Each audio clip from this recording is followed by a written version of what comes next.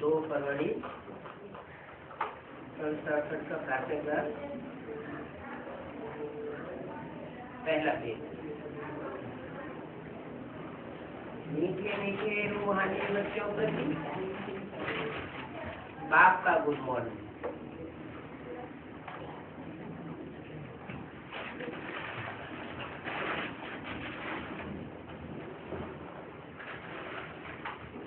रूहानी बच्चों के प्रति बाप का गुड मॉर्निंग। और जिस्मानी स्टेज में बैठे हो तो उनके लिए गुड मॉर्निंग नहीं,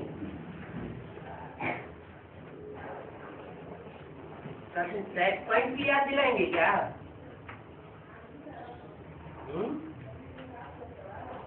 सन 67 और उसके बाद कौन सा सन आने वाला है? 68, 68 में शरीर छोड़ दिया।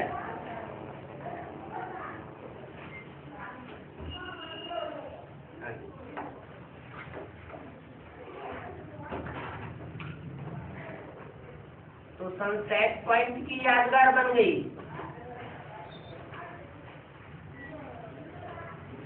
लेकिन यहाँ के बच्चों के प्रति गुड मॉर्निंग बोला, जिस्मानी स्टेज में रहने वाले बच्चों के लिए बोला या रूहानी स्टेज में रहने वाले बच्चों के लिए बोला? रूहानी स्टेज में होंगे तो मीठे मीठे भी होंगे। गुड मॉर्निंग के बाद बच्चों को कहा जाता है बाप को याद करो। तो गुड मॉर्निंग कब से होती है? अंग्रेजों की गुड मॉर्निंग कितने बजे से होती है? 12 बजे के बाद। तो गुड मॉर्निंग के बाद बच्चों को कहा जाता है बाप को याद करो। क्यों? 12 बजे के पहले याद कर ले तो क्या आ जाए? कुछ आ जाए क्या? हाँ, रात के 12 बजे के बाद ही उससे वो सुप्रीम सोल बाप के रूप में बच्चों के सामने प्रत्यक्ष होता है। इसलिए बोला कि गुड मॉर्निंग के बाद बच्चों को कहा जाता है बाप को याद करो। अच्छा, 68 में 67 में याद करते थे, उससे पहले याद करते थे, तो बाप को याद नहीं करते थे?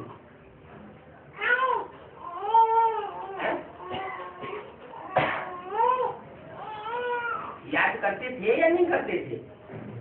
करते तो थे, लेकिन बाप का एक्यूरेट स्वरूप याद नहीं आता था। समझते थे कि हम आत्मा बिंदु हैं, बिंदु बिंदु आत्माओं का बाप शिव है, ज्योति बिंदु। उस स्वरूप को याद करते थे। बिंदु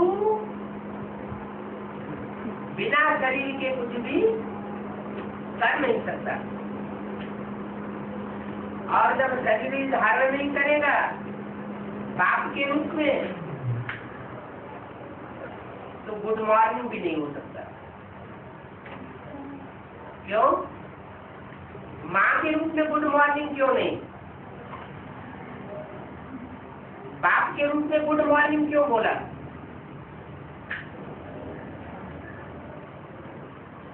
माँ के रूप में जो पार्ट बजाया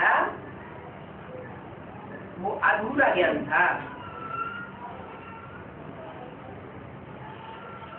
गीता ज्ञान तो था, लेकिन गीता ज्ञानामृत नहीं था, क्लैरिफिकेशन नहीं मिला।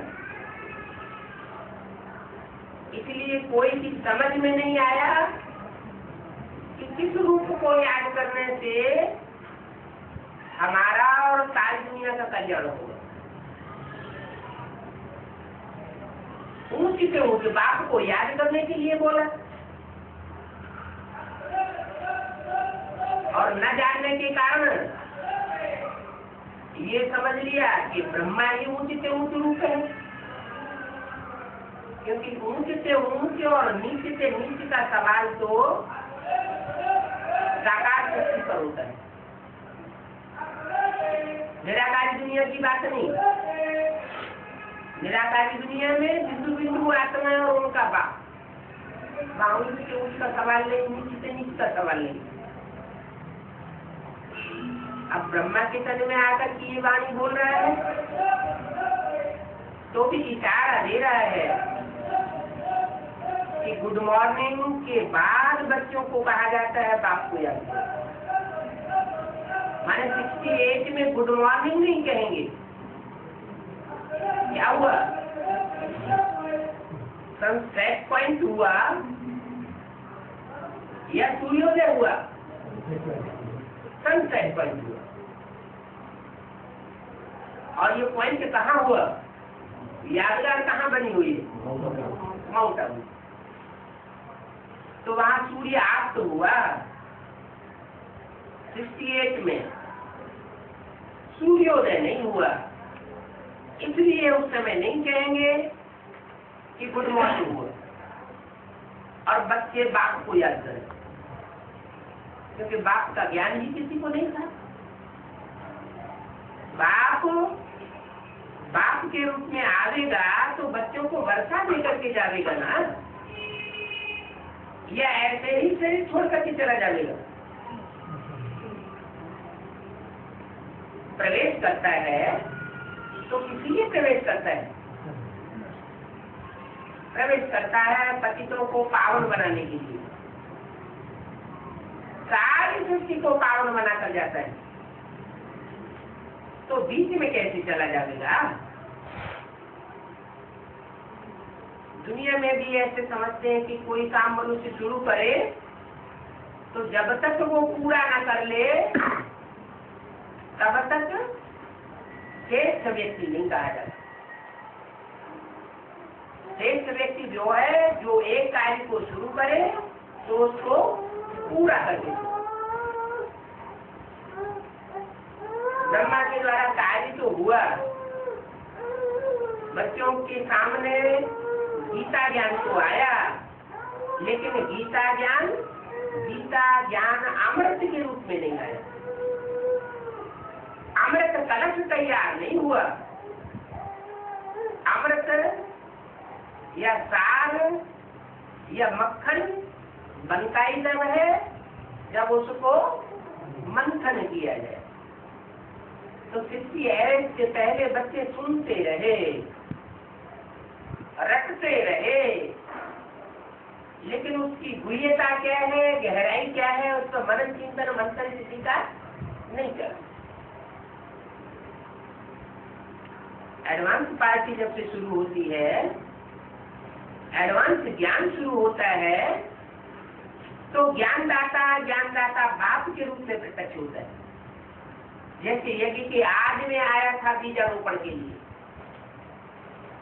ज्ञान का बीज बोया और गुप्त हो गया। जैसे धरणी में बीज बोया जाता है तो धरणी में समा जाता है, बीज गुप्त हो जाता है।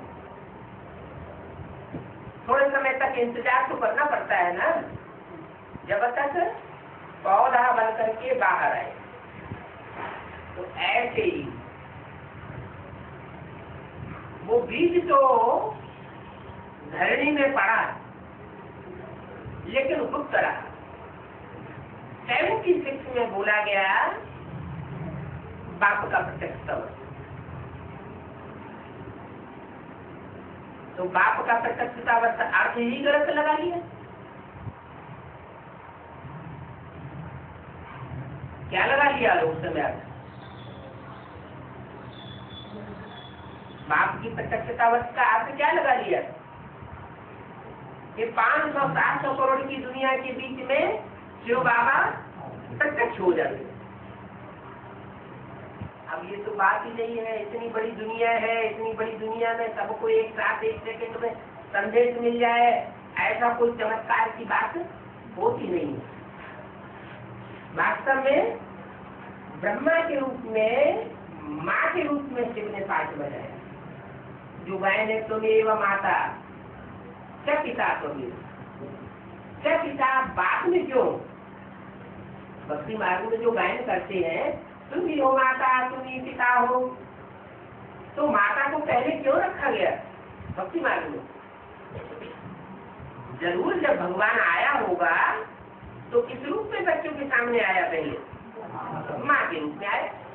इसलिए भक्ति मार्ग वाले भी माँ का नाम पहले रखते हैं और बाप का नाम बाद में रखते हैं। तो मृदुल पार्ट बजाने वाली जो कृष्ण की सोल है, ब्रह्मा के रूप में कलयुग के अंत में बच्चों के सामने प्रत्यक्ष होती है, प्यार देती है, पालना देती है। लेकिन ये नहीं कहेंगे कि ज्ञान सूर्य प्रत्यक्ष हुआ। ज्ञान सूर्य पश्चिम से प्रत्यक्ष होता है या पूरब से उदय होता है? और ब्रह्मा बाबा कहाँ से आए? सिंध हैदराबाद से आए। तो सिंध हैदराबाद से सूर्योदय थोड़ा ही होता है, वो तो पश्चिम हो गया।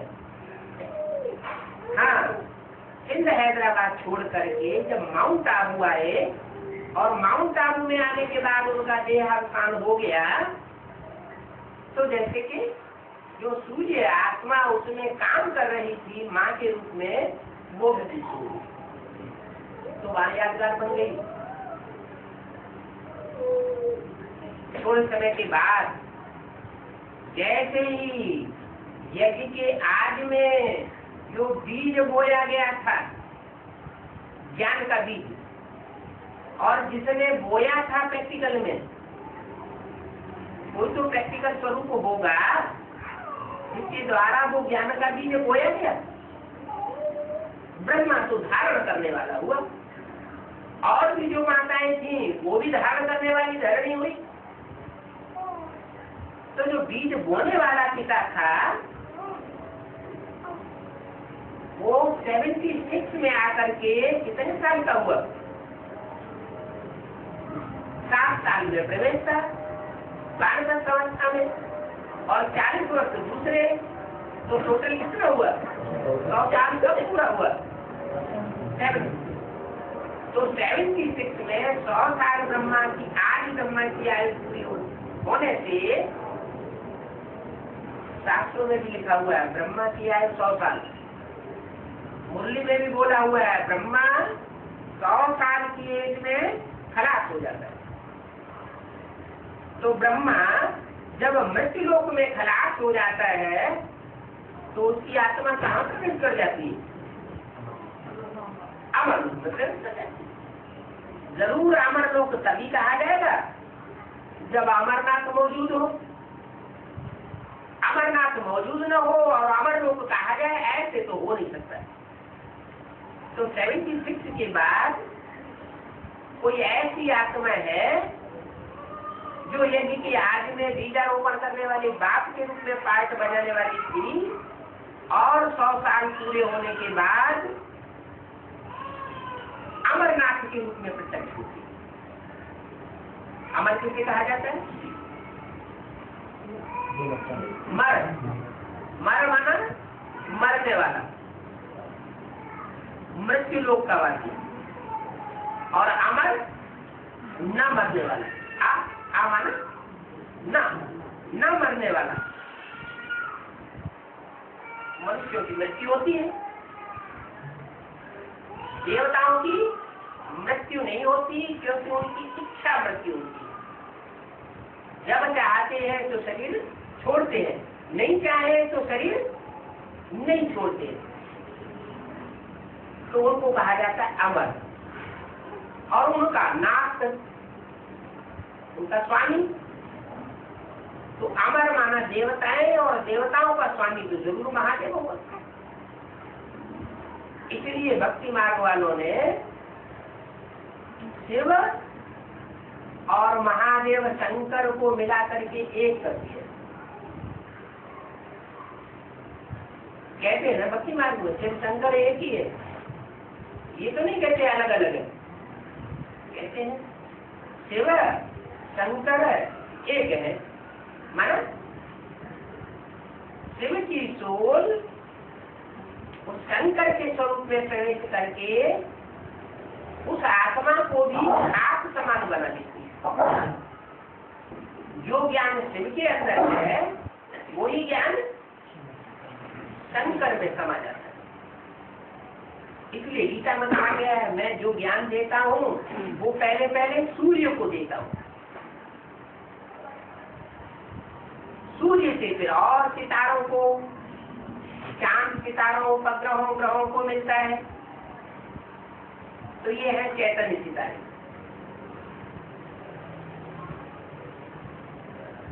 सितारों में नंबरवार होते हैं।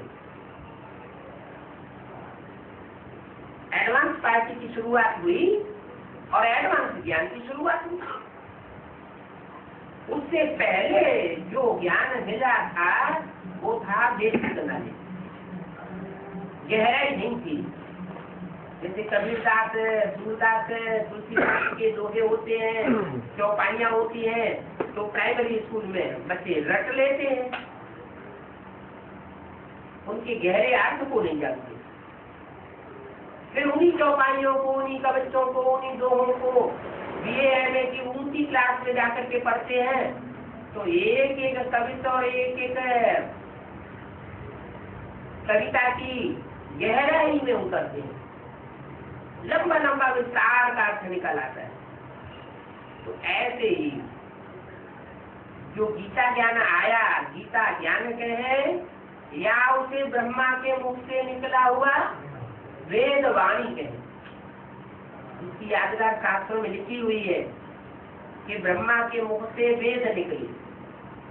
विद माना जानना, वेद माने जिनमें जानकारी भरी हुई है। ऐसे वेद की ऋचाओं को अथवा उनके ट्रांसलेशन को हम पढ़ें तो कुछ भी समझ में नहीं आएगा। एक ऋचा का दूसरी ऋचा से कोई लिंक ही नहीं बैठेगा अगर उन ऋचाओं का क्लैरिफिकेशन न किया जाए। वो क्लैरिफिकेशन मनुष्य गुरु नहीं कर सकते। सही क्लैरिफिकेशन क्या है वो तो भगवान ही जब सृष्टि पर आता है तो बताता है। तो वेदवाणी वो यादगार है जो 4 वेद बनाए हुए। वास्तव में है इस संगम युग की बात। परमात्मा शिव ने आकर के ब्रह्मा के साकार स्वरूप के द्वारा जो वाणी सुनाई वो वेद वाणी हमारे सामने आई। उस वेद वाणी को गीता ज्ञान के रूप में अमृत बना करके संसार के सामने पेश करने का कार्य भी भगवान शिव को ही करना पड़ता है। वो शिव यज्ञ की आदि में बाप के रूप में बीजारोपण करता है, दादा लेकर आज ब्रह्मा के रूप में वेदवाणी या गीता ज्ञान बनकर के सामने आता है। और एडवांस पार्टी जब बनती है तो जो एडवांस पार्ट है इसे अमरनाथ कहा जाता है, महादेव कहा जाता है।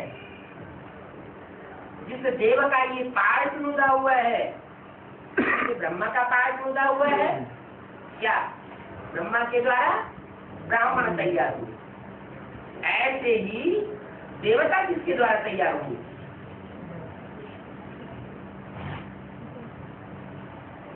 ब्रह्मा के द्वारा ब्राह्मण। तो देवता किसके द्वारा? विष्णु स्वरूप के द्वारा देवता। विष्णु स्वरूप को बनता ही तब है जब लव और ला का बैलेंस होता है। लव फुल माता और ला फुल बाप। महादेव जिसे कहा जाता है। तो महादेव ज्ञान सूर्य के रूप में साकार सृष्टि पर उदय हुआ। पहले ब्राह्मणों की दुनिया में उदय हुआ, बाहर की दुनिया बाद में पहचाने। ब्राह्मणों में भी नंबरवार पहचानने वाले। उनके लिए बोला कि रात्रि के 12 बजे से जब गुड मॉर्निंग कहना शुरू होता है तो ये परंपरा कहाँ से पड़ी? इस संग युग में परंपरा। फिर बच्चों को कहा जाता है गुड मॉर्निंग, माना बाप आ गया, ज्ञान सूर्य उदय हुआ, अब गुड मॉर्निंग हुआ। माना 100 साल ब्रह्मा के पूरे हुए, मृत्यु लोक खलास हुआ और सत्यगुरु की सवेरा शुरू हुआ। कहाँ हुआ सत्यगुरु की सवेरा? हुआ क्या है? अरे गुड नाइट किसे कहा जाता है और गुड मॉर्निंग किसे कहा जाता है? गुड नाइट कब कहा जाता है? ब्रह्मा बाबा जब आते हैं गुलजार जी में तो हमेशा कहते हैं गुड नाइट, वो तो गुड मॉर्निंग कहते नहीं। मुरलियों में बोलते हैं गुड मॉर्निंग, लेकिन उसका अर्थ बताया गुड मॉर्निंग के बाद बच्चों को कहा जाता है बाप को याद करो, किंतु गुड मॉर्निंग होता ही रात्रि के 12 बजे। रात्रि के 12 बजे जब गुड मॉर्निंग होता है तो उसका कारण यह है कि जो आज ब्रह्मा है उनकी 100 साल आयु मृत्यु लोक में पूरी होती है और उस आत्मा विशेष के लिए मॉर्निंग ज्ञान का सवेरा शुरू होता है। तो जिस आत्मा विशेष के लिए ज्ञान का सवेरा शुरू होता है तो वही तो कहेगा बच्चों को क्या गुड मॉर्निंग। जो बच्चे पहचानते रहेंगे वो भी कहेंगे बात को गुड मॉर्निंग। बुलाते भी है, हे पतित पावन आओ, पतितों को पावन बनाने वाले आओ। आओ कैसे बनाएंगे पतितों को पावन? बिना ज्ञान के तो पतित पावन बनने वाले नहीं, क्योंकि पतितों को पावन बनाने के लिए संग का रंग चाहिए।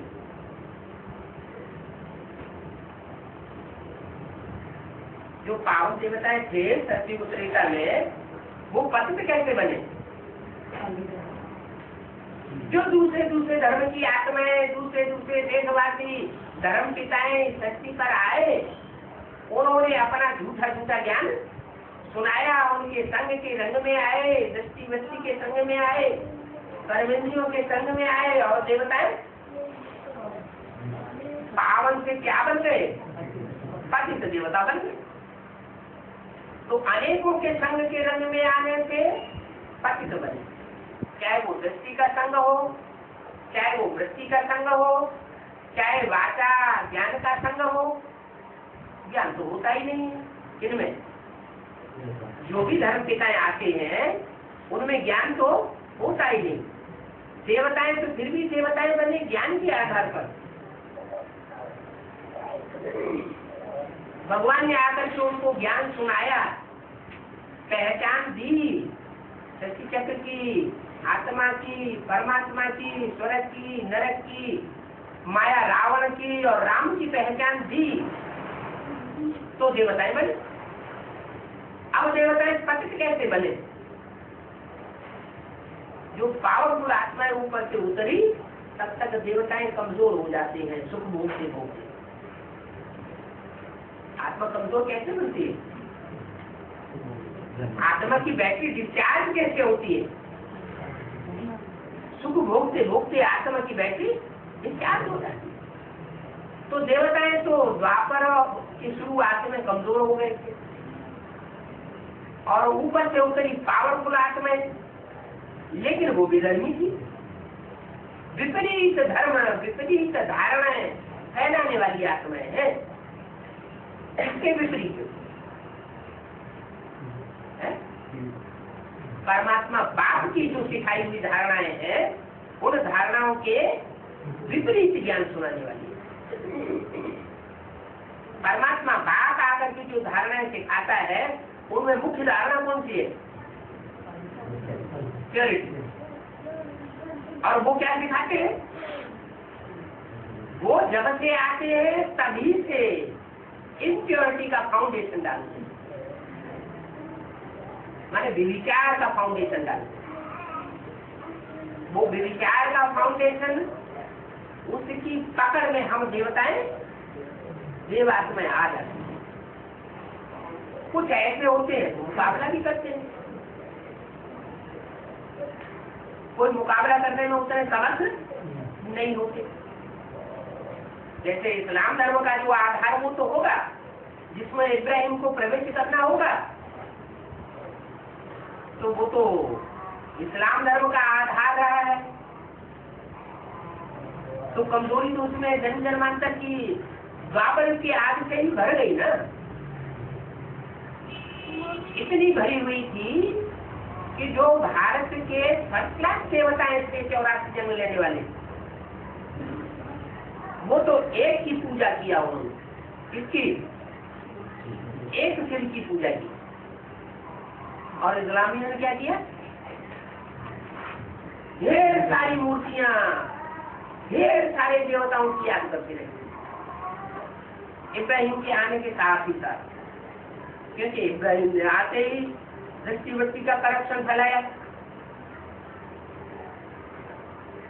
तो वो आराम से आसक्त हो गए बेचारे। तो जरूर कुछ ऐसी आत्माएं थी भारत में उस समय भी, द्वापर की आदि में भी, जिन्होंने उन विरहियों का मुकाबला किया।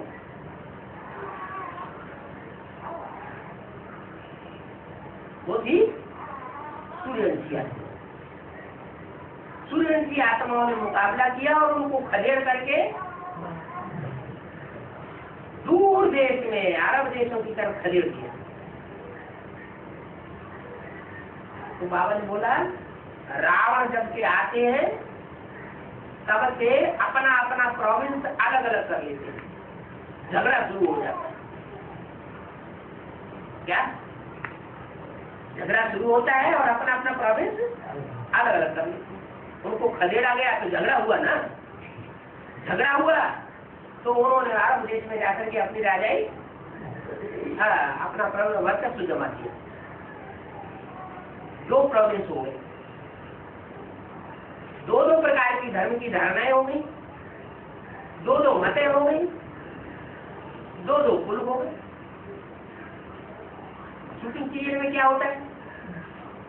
शूटिंग पीरियड में भी जब ब्रह्मा बाबा शरीर छोड़ते हैं तो शरीर छोड़ने की तुरंत बाद झगड़ा शुरू हो जाता है।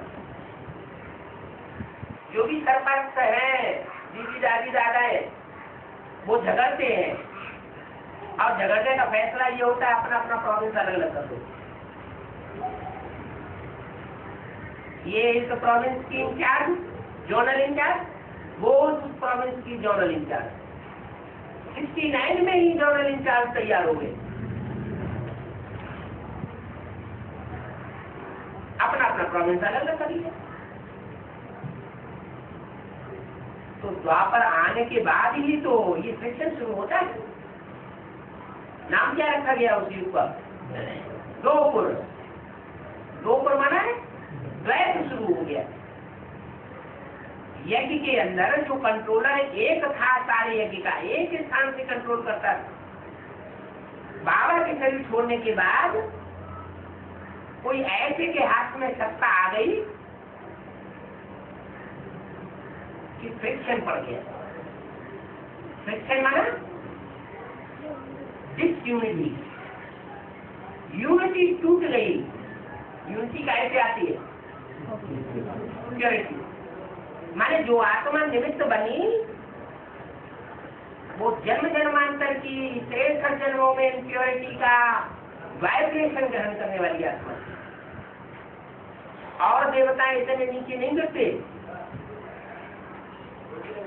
जितनी इस्लाम धर्म में कन्वर्ट होने वाली आत्माएं नीचे गिर जाती है द्वापर युग। क्योंकि ऊपर से जो आत्माएं आती है वो कमजोर से कमजोर आत्माओं में ही प्रवेश करती है। कमजोर जो देवात्माएं होंगी उन्हीं में प्रवेश करती है, और देवात्माएं सबसे ज्यादा गिरी हुई होती है, उनमें भी फिर नंबर 12। तो देवात्माओं के लिए ग्रेड्स है, क्योंकि ब्राह्मण तो देवता बनते हैं। ब्राह्मणों की कितनी कुड़ियां गाई हुई है? 9 कुड़ियां, तो 9 प्रकार के ब्राह्मण हुए। तो जो 9 प्रकार के ब्राह्मण होते हैं उनमें से कोई सबसे जास्ती कमजोर भी वर्ग का भी होता होगा, जो बहुत जल्दी नीचे गिरता है, वो कौन होगा?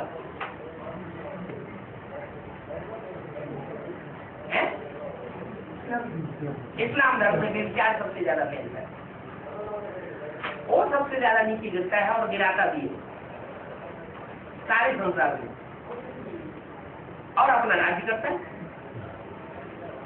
क्या गिराते जाओ और राज्य करते जाओ। तो वो जो जिस यूनिटी शुरू होती है 69 से यज्ञ में कहो और द्वापर के आग से सारी दुनिया में कहो, वो यहाँ फाउंडेशन पड़ता है।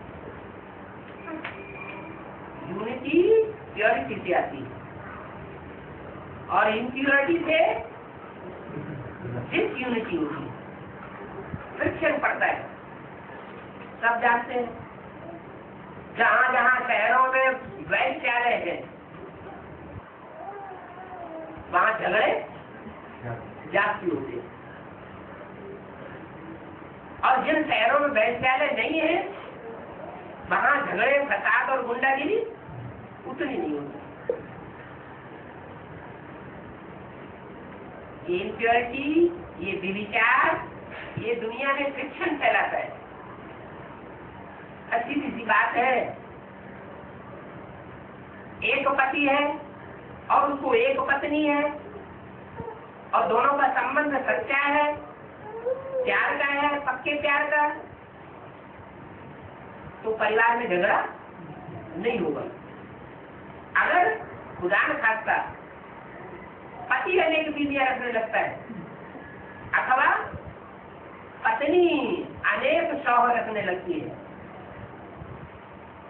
तो आपस में दोनों के बीच में दरार सरेड़ जरूर पड़ जाती है और वाइब्रेशन घर का बिगड़ने लगता है।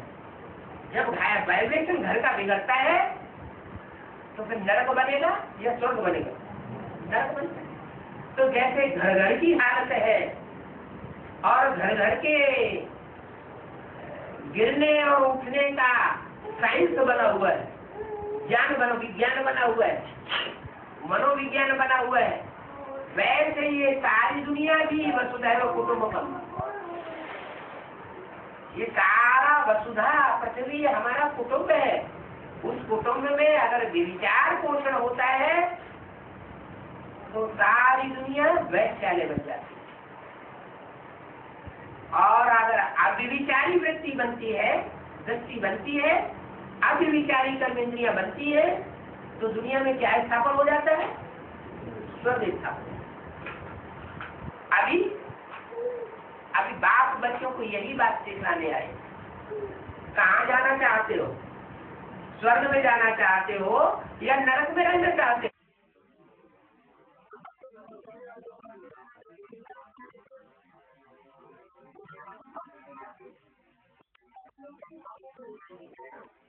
कुछ करना धरना नहीं पड़ेगा, करना धरना पड़ेगा।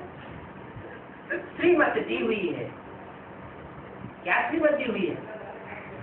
पवित्रता से प्रॉस्पेरिटी आएगी, पीस आएगी, और अपवित्रता से ये पीस और प्रॉस्पेरिटी नष्ट हो जाए। तो संगम की दुनिया में जो जितना पुरुषार्थ करता है प्योरिटी का प्रैक्टिकल में, वो अपने लिए उतना ही जन्म जन्मांतर का स्वर्ग कमा रहा है। ऐसे नहीं कि स्वर्ग तक सत्य त्रेता नहीं होता है। स्वर्ग कहाँ गया? स्वस्थिति। तो ऐसे नहीं कि स्वस्थिति में सिर्फ सत्य त्रेता में रहते हैं, द्वापर कलयुग में कोई स्वस्थिति में रहता ही नहीं। क्या द्वापर कलयुग में सुखी परिवार और सुखी लोग नहीं देखे जाते? लेकिन बहुत कम संख्या। देवता धर्म जो है वो प्रायः लोक हो जाता है। प्रायः लोक हो जाने का मतलब पूरा लोक नहीं होता। ऐसा नहीं कि दुनिया में सुख रहता ही नहीं है, बिल्कुल परसेंटेज खत्म हो जाता है, नहीं, अभी भी सुखी लोग देखे जाते हैं। ऐसे ऐसे परिवार भारतवर्ष के अंदर है अभी भी, जो पूरा परिवार एक चूल्हे पर खाना खाता है, ढेर सारे बच्चे हैं, नौजवान, उनकी शादियां हैं और उनके बच्चे भी हैं, और पूरे परिवार का कंट्रोल एक हाथ में रहता है, जैसे कि पूरे परिवार का राजा। मजाल जो उसकी कही हुई बात को कोई काम दे। तो ऐसे ऐसे परिवार विरल कहीं कहीं जो मौजूद है, उनसे ये साबित होता है कि तो दुनिया में कहीं न कहीं स्वर्ग अभी भी उन माहौल में पनप रहा है।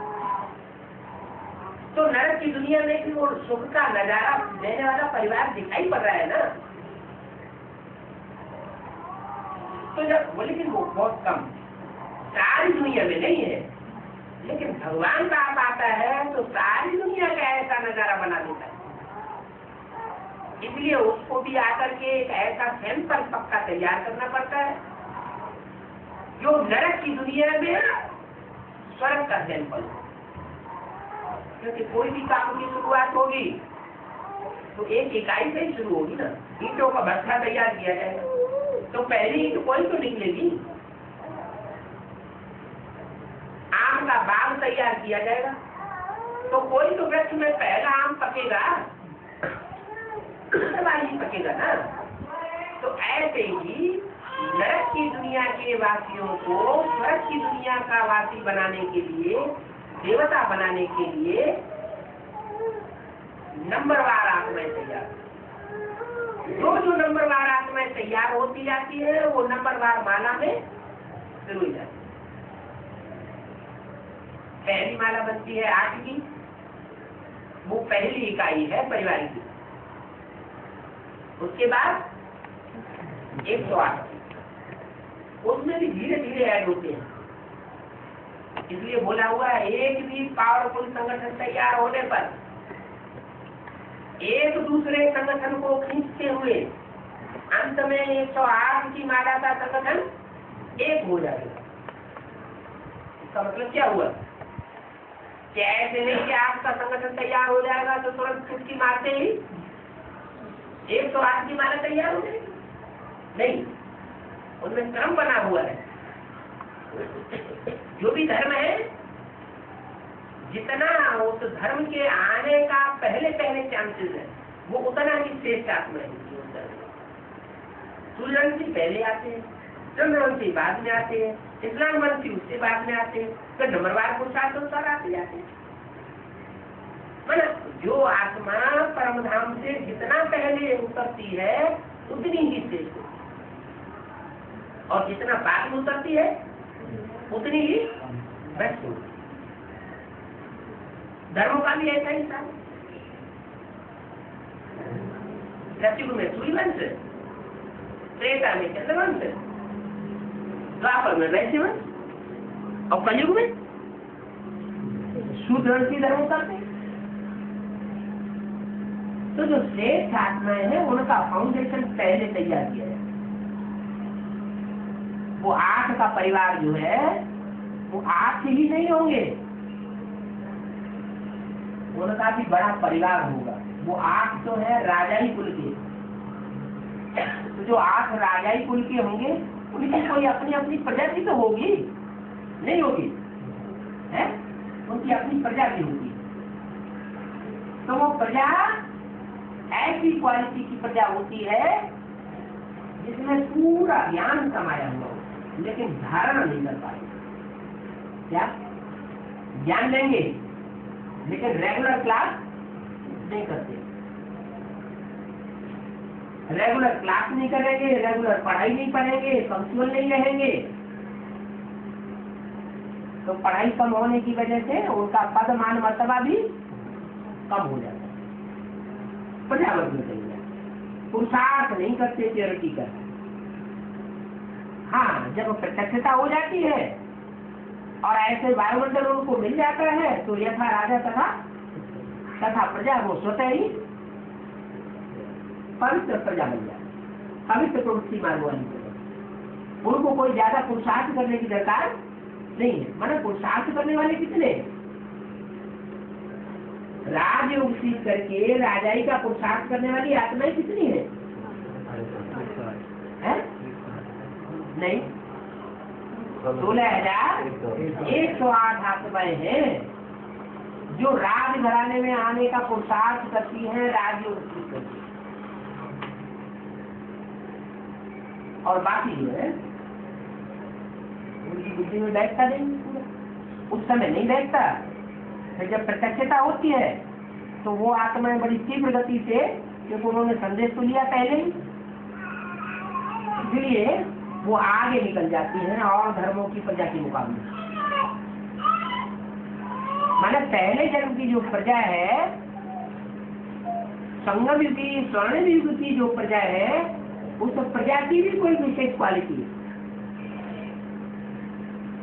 भले राजा नहीं बनते हैं, लेकिन ज्ञान में बहुत शूर होते हैं। क्यों शूर होते हैं? क्योंकि सूर्यवंशी आत्माएं, सूर्यवंशी आत्माएं वो सितारे ऐसे हैं जिन्होंने अपने को सूर्य में मर्ज कर दिया है। क्या दिन में आसमान में सितारे नहीं होते हैं? होते नहीं? होते तो है, लेकिन वो अपने ज्ञान की रोशनी को सूर्य की रोशनी में मर्ज कर देते हैं। अपना अलग से कोई ज्ञान नहीं सुनाते, माने मिक्सर करके कोई ज्ञान संसार के सामने नहीं देते। और दूसरे जो है वो कुछ न कुछ अपनी मनमत मिक्स कर देते, चाहे वो चंद्रवंशी हो, चाहे वो इस्लामवंशी हो, या कोई भी वंशी हो। चंद्रमा है ना, तो चंद्रमा रात में जब निकलता है तो राकापति कहा जाता है। राका माने रात, पति माने स्वामी। लेकिन उसकी रहबरी में रहने वाले जितने भी सितारे हैं वो अपना अलग अलग प्रकाश मारते हैं कि नहीं मारते हैं? उनका अलग अलग प्रकाश होता है। कोई ज्यादा प्रकाशित होते हैं, कोई कम प्रकाशित होते हैं, कोई में प्रकाश नहीं होता है, दूसरे सितारों से प्रकाश रहने वाले। माना वो अपने को चंद्रमा में मर्ज नहीं करते हैं, इसलिए चंद्रमा विरल होता रहता है, कभी छोटा और कभी संपूर्ण वो तभी होता है जब ज्ञान सूर्य के संग में आता है। और दूसरी धर्म की आत्माएं जो है वो उस ज्ञान चंद्रमा को कमजोर बनाती है। इतना कमजोर बनाती है कि अंत में ब्रह्मा बाबा का हाथ ही फेल हो जाता है। ऐसे ही ये तो बेसिक नॉलेज की बात हुई, ऐसी एडवांस नॉलेज में भी माँ है। कौन है? जगदम्बा कहो, ब्रह्मा कहो, दोनों शब्दों के अर्थ तो एक ही है। ब्रह्मा माने बड़ी माँ और जगदम्बा माने सारे जगत की माँ। उससे बड़ी कोई माँ होती नहीं। तो सारे जगत की जो माँ होगी उसकी गोद में आसुरी बच्चे भी पलेंगे या नहीं पलेंगे? पलेंगे तो। और जब आसुरी बच्चे पलेंगे और बड़े हो जाएंगे माँ की गोद में, तो माँ के ऊपर अधिकार जमाएंगे या नहीं जमाएंगे? जरूर जमाते। जैसे ब्रह्मा दादा लेखराज के लिए, वैसे ही वो बात लागू होती है जगदम्बा के। एडवांस पार्टी में जगदम्बा तो सीता का पाठ बजाने वाली अम्बा है, वो पूरे ही रावण की जेल में आ जाती है, क्योंकि सभी माताओं की माता है। जो भी माताएं हैं उन सब माताओं की माता है। माताएं बहुत दुखी होती है, तो जो माताओं की भी माता है वो भी सबसे ज्यादा दुखी होती है। क्यों दुखी होती है?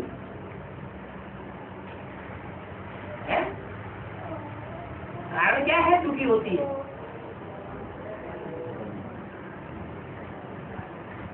जो सृष्टि की शुरुआत होती है, एकदम आरंभ होता है, तो ज्ञान सूर्य के साथ कौन कौन होते हैं?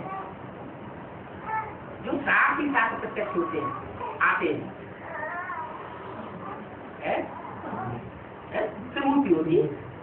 त्रिमूर्ति में भी एक मूर्ति सबसे ऊपर दिखाई जाती है, ऊंचे तबक के लिए। दूसरी मूर्ति मीडियम तबके में दिखाई जाती है, और तीसरी मूर्ति नीचे की दुनिया से कनेक्टेड दिखाई जाती है। सबसे ऊपर वाली मूर्ति शांति धाम से कनेक्टेड है, जुड़ी हुई है, और सबसे नीचे मूर्ति दुख धाम से जुड़ी हुई है, और जो बीच वाली मीडियम है वो न ऊपर से ज्यादा कनेक्टेड न नीचे से ज्यादा कनेक्टेड, ऊपर से भी उतनी ही कनेक्टेड और नीचे वालों से भी उतना ही कनेक्टेड, तो वो बैलेंस है। इसलिए जो बैलेंस में है और जो ऊपर है वो तो अधिपति बन जाते हैं शांति धाम, शांति देवा, और सुखधाम और सुखदेव। बाकी नीचे की मूर्ति दुख धाम की प्रतिनिधि बन जाती है। क्यों बन जाती है प्रतिनिधि? उस मूर्ति को किसका संग करने ज्यादा लगता है? नीचे की दुनिया जो है, जो गिरने वाली दुनिया, गिराने वाली दुनिया है, उस गिराने वाली दुनिया का उनको संग कारक लगा होगा।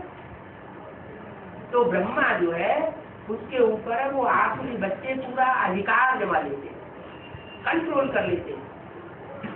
सवाल ये पैदा होता है कि माँ बाप की कंट्रोल में क्यों नहीं रहती? अगर बाप की रहबरी में रहे, कंट्रोल में रहे, तो माँ को बच्चे कुछ नुकसान पहुंचा पाएंगे क्या? पहुंचाएंगे? नहीं पहुंचा सकते, क्योंकि बाप समर्थ है। बच्चे कमजोर होते हैं, बच्चे माँ को भी कमजोर बना देते हैं, उनके ऊपर भी अधिकार जमा लेते हैं। लेकिन खुदा न खास्ता कभी कभी बाप शरीर छोड़ देता है। जैसे कि आज ने शरीर छोड़ दिया, चलो आज में तो शरीर छोड़ दिया। जब एडवांस पार्टी में बाप बाप के रूप में प्रत्यक्ष होता है तब माता से पिता का विछोह या पिता से माता का विछोह क्यों हो जाता है?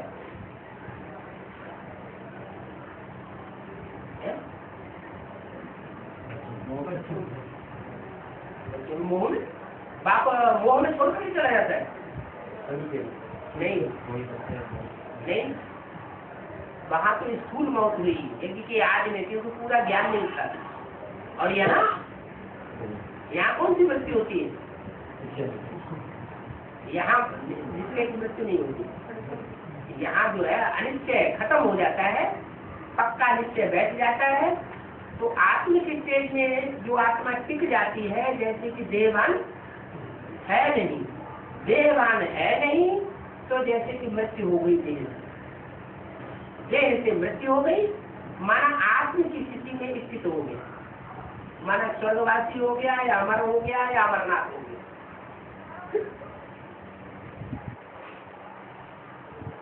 अमर धाम दो है, एक तो परम धाम, वहां भी आत्मा की मृत्यु और जन्म होने का सवाल नहीं है, और सुखधाम में भी मृत्यु और जन्म होने का सवाल नहीं है।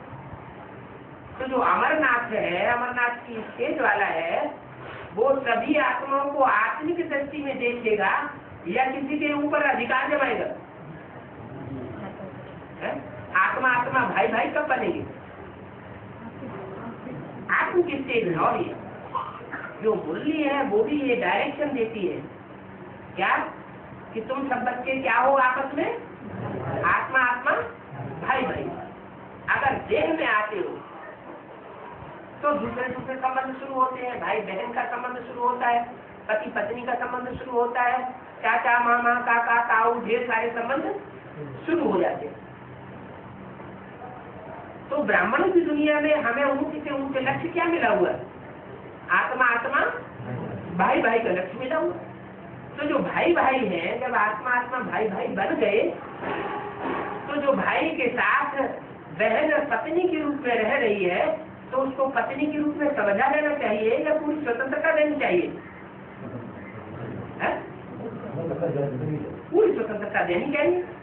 अगर पूरी स्वतंत्रता देते हैं तो बाप के बच्चे आत्मा आत्मा भाई भाई है। अगर नहीं देते हैं तो इसका मतलब गीत गा रहे हैं ब्रह्मा कुमारी उनकी तरह, हम हैं आत्मा, तुम हो आत्मा, आपस में भाई भाई। मुंह का रट्टा लगाने से थोड़ी हो जाएगा।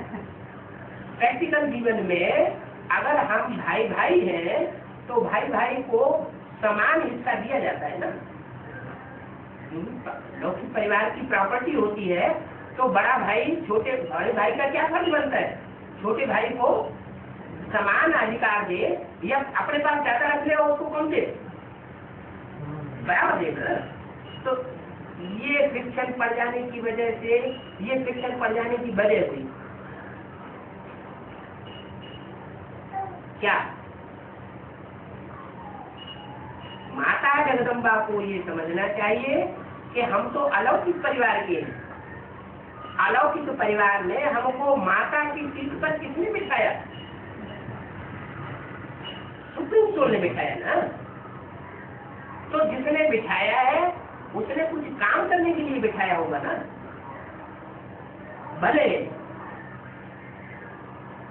जो प्रजापिता है वो सीट पर बैठा हुआ है और बैठा हुआ आत्मा आत्मा भाई भाई समझ रहा है, लेकिन अपना कर्तव्य जगदम्बा बेटी को अपनाना चाहिए, कम से कम बेटी को। जैसे ओम राधे ने क्या कर्तव्य निभाया? बेटी थी ना, पत्नी तो नहीं थी, तो कर्तव्य क्या निभाया? नक्शे कदम पर कदम के ऊपर कदम रख करके चली। कोई भी कदम जगदम्बा सरस्वती ओम राधे का ब्रह्मा बाबा के विरोध में नहीं है, ये साबित ही नहीं होता। तो ऐसे ही लेडी के अंदर ये जरूरी था कि जो जिसको स्नेह करता है वो स्नेह करने वाला उसके नजदीक रहना चाहता है या दूर भागता है? नजदीक रहता है। विदेशी परंपरा में क्या होता है? हमारी बात नहीं मानी तो हम तुम्हें डाइवोर्स दे देते हैं। हमारा समान अधिकार चलता है। और भारतीय परंपरा में रचना और रचयिता का हिसाब रहता है। किसमें? चाहे बाप हो, बेटा हो, चाहे बड़ा भाई हो, वो भी तो बाप समान माना जाता है। बड़ा भाई छोटे भाइयों के बीच में क्या माना जाता है? बाप समान माना जाता है। तो वो एक तरह से रचयिता और रचना का संबंध रहता है। रचयिता जो है वो रचना को कंट्रोल में रखने वाला होना चाहिए और रचना रचयिता के कंट्रोल में रहे। अगर कंट्रोल में न रही, कंट्रोल से बाहर होती है तो दुखी होगी, सुखी नहीं होता। तो यही होता है। विदेशों में क्या होता है?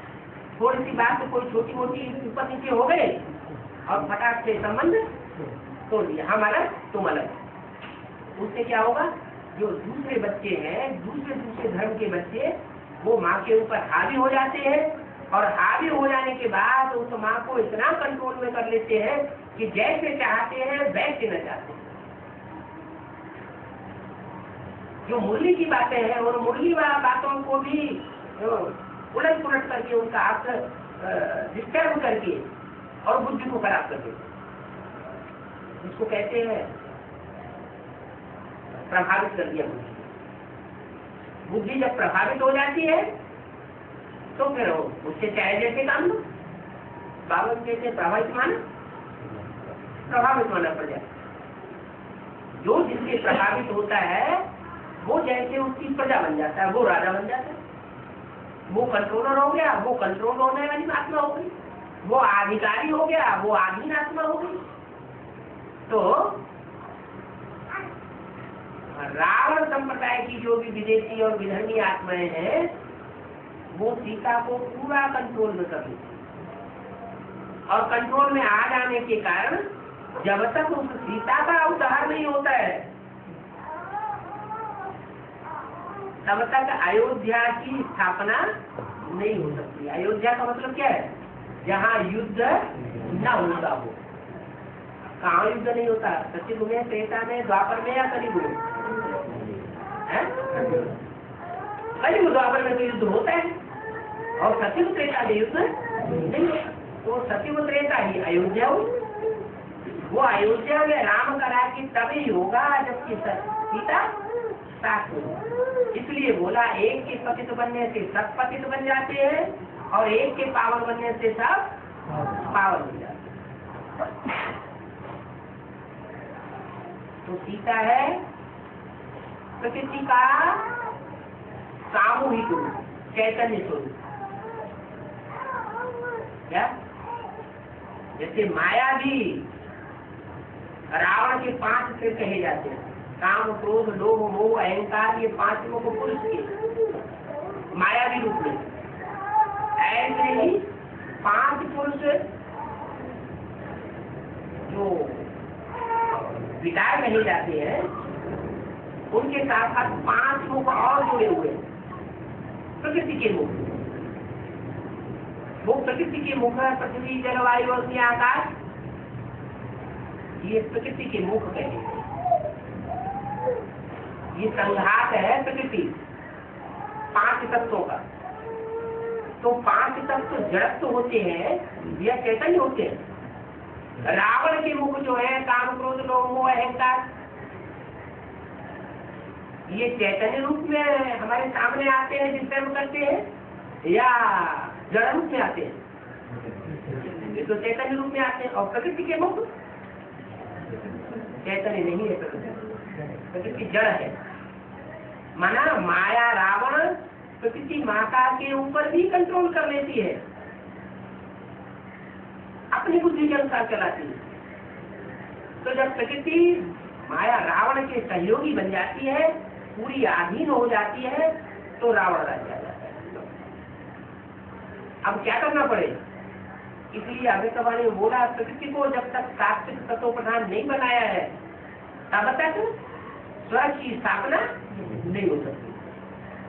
तो पहले चैतन्य प्रकृति को सात्विक बनाएंगे या जड़ प्रकृति को सात्विक बनाएंगे? प्रकृति योग के बगैर परिवर्तित नहीं हो सकती। ज्ञान सुना के उसे परिवर्तित करना चाहो तो ज्ञान तो उसने बहुत सुना है। यदि कुमार का दादी को कोई जाके ज्ञान सुनाए तो कुमार का दादी तो पूरी मुरली जो की क्यों सुना देती थी। ब्रह्मा बाबा जो मुरली चलाते थे और कुमार का दादी एक बार उस मुरली को पढ़ ले तो क्यों की जो सारी मुरली रिपीट कर देती। तो उनको तो नशा करा हुआ, हमसे ज्यादा ज्ञान कौन जाएंगे, तो किसी की बात सुनने वाली नहीं है। ऐसे ही प्रकृति, वो भी प्रकृति पति के संग में बहुत लंबे समय तक रहती है। जितना प्रकृति पति के साथ मिलन मेला मनाती है लंबे समय तक, उतना कोई भी मनुष्य आत्मा और संग में इतना मिलन मेला नहीं मना सकती। तो संग रंग ज्यादा किसको लगा? तो ज्यादा संग का रंग लगा ना, तो ज्यादा संग का रंग लगने से वो बहुत पावरफुल हो जाती है। इतनी पावरफुल हो जाती है कि सारी सृष्टि का संहार करने में, असुर संहारणी के रूप में, महाकाली के रूप में ब्राह्मणों की दुनिया में सामने प्रत्यक्ष हो जाती है। तामसी बनती है तो सारी दुनिया का विनाश, और वही प्रकृति जब सात्विक बनती है तो जो भी सात्विक आत्माएं होती है, दिवस पर चलने वाली सूर्यवंशी आत्माएं, उनकी पालना भी करती है। सतो प्रधान बनती है तो पालना करती है, तमो प्रधान बनती है तो सारे संसार का संहार करती है।